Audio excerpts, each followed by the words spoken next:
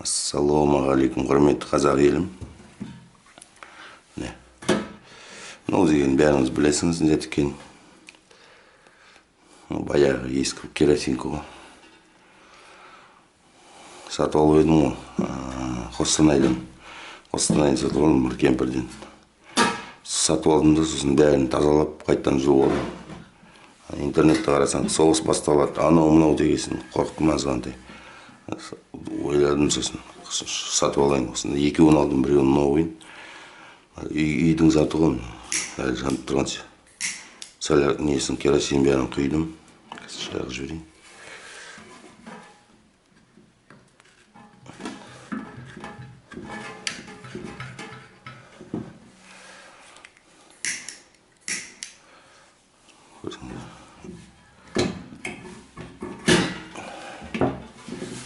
Сол баяғы керосин ғой, көрдіңіз.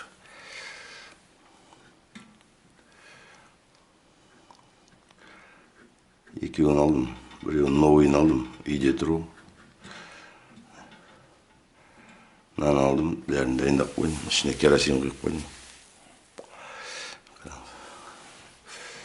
Мына заттарды жақсы көреміз. Тазалап, сырлап қойып едім.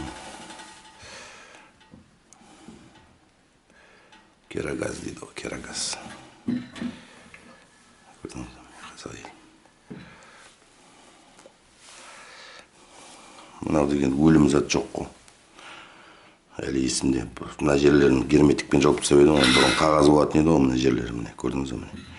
Мына жерлерін қағазбен салған баяғы Союз кезінде. Ол кезде герметик деген болған жоқ қой, мына бәрін герметикпен жауып тастап едім. Бәрін тазалап, жуып. Енді мынаумен чайник қайнатуға, ішіне сәл құйып жіберіп. Ал құрметті қазақ елім, аман болыңыз, қайда жүрсеңіз де.